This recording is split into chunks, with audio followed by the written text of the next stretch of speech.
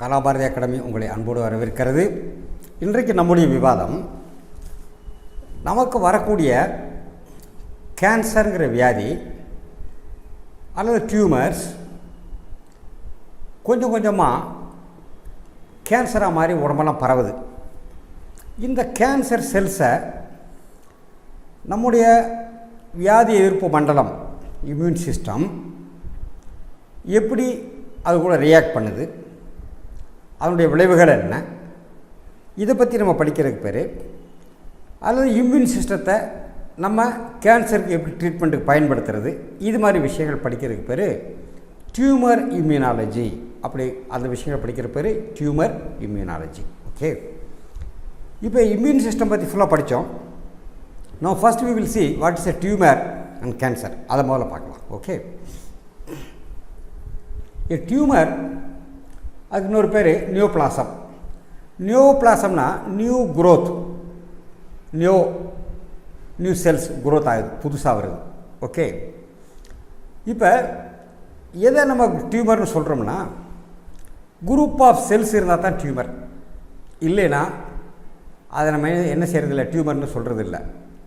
Group of cells forming as a mass அப்படி இருந்தால், mass of cells form ஆச்சுன்னா that is called a tumour. It's growth has gone unchecked. நார்மலாக நம்ம பாடியில் இருக்கக்கூடிய செல்ஸ் எப்பயுமே எல்லா இடத்துலையும் பெருசாக வளர்ந்துகிட்டே இருந்தால் பிரச்சனை ஆகிடும். எங்கெங்கே எவ்வளோ செல்ஸ் இருக்கணுமோ அவ்வளோ செல்ஸ் தான் இருக்கணும். அப்போ இந்த tumour cells continues to grow, அது வாட்டு வளர்ந்துக்கிட்டே இருக்குது, அன்கண்ட்ரோல்டாக அன்செக்டாக வளர்ந்துக்கிட்டே இருக்குது. And it invades healthy tissue, நல்ல ஆரோக்கியமாக இருக்கிற திசுக்களுக்குள்ள இந்த கேன்சர் செல்ஸ், டியூமர் செல்ஸ் உள்ளே போயிடுது. That is called cancer. So நார்மலாக மாஸ் ஆஃப் செல்ஸ் இருந்தால் it is called tumour. Healthy டிஷ்யூக்குள்ளே அது போய் டேமேஜ் பண்ணிச்சுன்னா that is called cancer. Okay, இதுதான் வித்தியாசம் இருக்குது. இந்த குரூப் ஆஃப் செல்ஸுங்கிறது சாலிடாக இருக்குங்கிற அவசியம் இல்லை. ஈவன் இது மாதிரி லிக்விட் அக்குமுலேஷன் இங்கே இருக்குது. It is also called as a tumour. It is mass of cells just. Okay, இப்போ ஹெல்த் டிஷ்யூக்கு வந்த cancer it is spread to other parts of the body from tumour and give rise to secondary tumour. இப்போ ஒரு இடத்துல உருவான இந்த tumour mass of cells, unchecked growth இருக்கக்கூடிய cells அப்படியே கொஞ்சம் கொஞ்சமாக வேறு இடத்துக்கெல்லாம் பரவி அங்கே டியூமர்ஸை உருவாக்குது. அப்போ ஒரு இடத்துல இருந்து ப்ரைமரியாக உண்டான டியூமர் இடத்துல இருந்து வேறு பல இடங்களுக்கு செகண்டரியாக போச்சுன்னு சொன்னால் தட் இஸ் கால்ட் மெட்டாஸ்டேசிஸ். அந்த ப்ராசஸ்க்கு பேர் மெட்டாஸ்டேசிஸ். ஓகே, அதாவது ஒரு இடத்துலேருந்து இன்னொரு இடத்துக்கு பரவுறது. ஓகே, டியூமர் இதை ரெண்டு வகையாக பிரிக்கிறோம். ஒன் இஸ் பெனைன், இன்னொன்று மெலிக்னன்ட். பெனைன்கிறது என்னென்னா நான் கேன்சரஸ் டிஷ்யூ. இது கேன்சர் மாதிரி ஹெல்த்தி டிஷ்யூவெல்லாம் போய் இன்வைட் பண்ணுறதில்ல. பாடி ஃபங்க்ஷன்ஸை பெரிய அளவுக்கு அந்த செல்ஸாக போய் தடுக்கிறதில்ல. But it has got indefinite growth. ஆனால் அது வளர்ந்துக்கிட்டே இருக்குது. But do not invite other body parts. இது மெட்டாஸ்டேசிஸ் மூலமாக வேறு பார்ட்டுக்கு பாடியுடைய மற்ற பாகங்களுக்கு போகிறதில்ல. அது மாதிரி இருந்தால் that is called benign. Malignant டியூமர்னால் என்ன அர்த்தம் சொன்னால், இந்த டியூமர் செல்ஸ் அதர் பாடி பார்ட்ஸுக்கு போச்சுன்னு சொன்னால் அதுவும் இட் ஆல்சோ க்ரோஸ் இன்டெஃபினெட்லி. அங்கேருந்து பிரிஞ்சு டிட்டாச் ஆகி அண்ட் மைக்ரேட் போயிடுது. எங்கே? To a healthy surrounding tissue ஏரியாவுக்கு போயிடுது. அதர் பாடி பார்ட்ஸுக்கும் போயிடுது, மெட்டாஸ்டேசிஸ் மூலமாக போயிடுது. That is call malignant tumour. அது பேர் மெலிக்னன்ட் டியூமர் அப்படின்னு சொல்லி பேர். நார்மலாக பாடி செல்ஸு, நம்ம பாடியில் நிறைய cells from birth onwards cells நிறைய இறந்து வெளியே போயிட்டே இருக்கும். New cells are always developing. அது குரோத் ஸ்டேஜில். ஒரு ஸ்டேஜுக்கு அப்புறம் டையிங் செல்ஸும் க்ரோயிங் செல்ஸ் ஈக்குவல் ஆகும்போது வேறு இந்த மிடில் ஏஜஸ். ஓல்டேஜ் ஆகும்போது dying cells, number of dying cells அதிகமாகிடும், க்ரோயிங் செல்ஸ் கம்மியாக போயிடும். This is the process. ஆனால் நார்மல் செல்ஸ் வளர்கிறதுக்கு ஒரு பெரிய காரணம் இருக்குது. அது டியூமர்ஸாக வளர்ந்துடுறது இல்லை எப்பயுமே. நார்மலாக அதை வாட்டி கரெக்டாக எவ்வளோ செல்ஸ் வளருமோ அவ்வளோ செல்ஸ் மட்டும் தான் வளரும். எவ்வளோ செல்ஸ் டெத் ஆகிருக்கோ அதுக்கேற்றபடி ரீப்ளேஸ்மெண்ட், அது கூட கொஞ்சம் வளர்ச்சி அவருடைய ப்ராசஸில் அது போய்கிட்டு இருக்கு.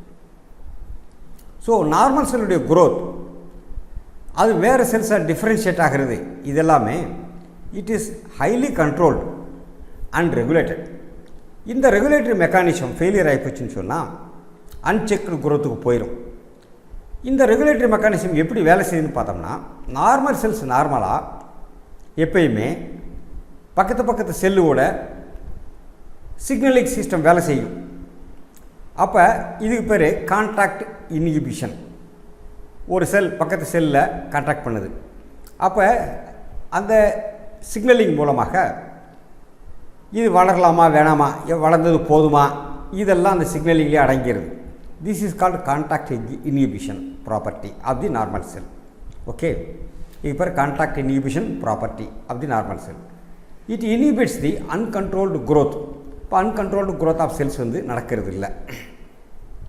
ஆனால் கேன்சர் செல்ஸில் they don't have this property.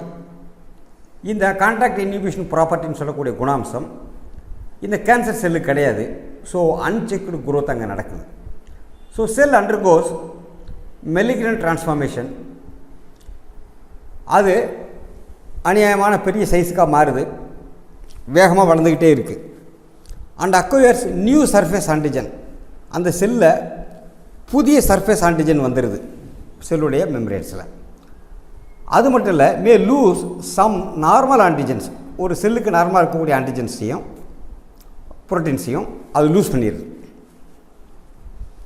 So antigens present on the membranes of the malignant cells. இந்த மாதிரி கேன்சர் செல்ஸில் இருக்கக்கூடிய மெம்பரேன்ஸில் இருக்கக்கூடிய ஆன்டிஜன்ஸ் பாடியை இம்யூன் சிஸ்டத்தை இன்டியூஸ் பண்ணுது. It induces the immune system both humoral, that is antibody mediated, and cellular responses. ரெண்டு விதமான immune சிஸ்டத்தையும் அது தூண்டி விட்டுருது. இப்போ தூண்டி விடும்போது இந்த கேன்சர் செல்ஸை இந்த இம்யூன் சிஸ்டம் கொல்ல முடியும். அது எலிமினேஷன் ஸ்டேஜ். அதுக்கப்புறம் ஒரு ஈக்குவல்பிரியம் வரும். கேன்சர் செல்லுடைய குரோத் அன்கண்ட்ரோல்டாக இருக்கிறனால அந்த அளவுக்கு பாடி இம்யூன் ரெஸ்பான்ஸ் பண்ண முடியாதப்போ ஈக்குவல்பிரியம் கம்ஸ். தென் ஃபைனலி அது கேன்சர் செல்ஸ் டாமினேட் பண்ணி எல்லா நார்மல் செல்லையும் கொல்லக்கூடிய ஸ்டேஜுக்கு போய்டும். That is final stage. The cancer cells avoid immune detection as they are not foreign bodies.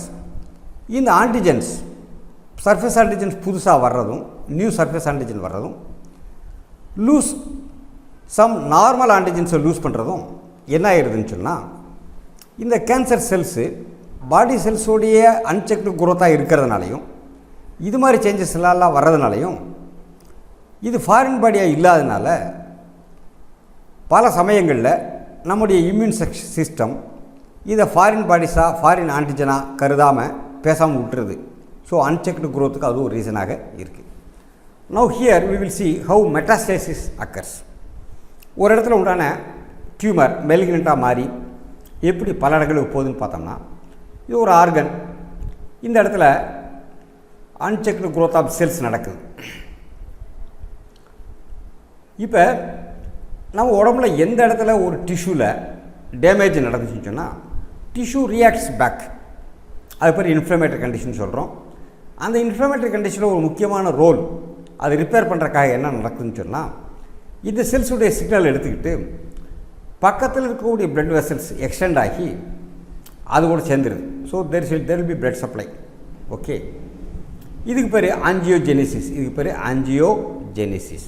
New vessels உருவாகலாம், எக்ஸிஸ்டிங் வெசலில் இந்த செல்ஸோட லிங்க் பண்ணலாம், இதெல்லாம் நடக்கும். இந்த மாதிரி நடக்கும்போது these cells tumour cells detach ஆகி பிளட் வெசலுக்குள்ளே என்ட்ராகி சர்க்குலேஷனில் போயிடும். That may form embolism. அது வேறு சாப்டர், அது இப்போ டிஸ்கஷன் வேணாம். இது ஒவ்வொரு ஆர்கனுக்காக போயிடலாம். லங்ஸுக்கு போயிடலாம், வெவ்வேறு ஆர்கனுக்கு போய் சேர்ந்துடலாம். அப்படி சேர்ந்து அந்த ஆர்கனுக்குடைய நார்மல் செல்ஸை அது காலி பண்ணிடுது.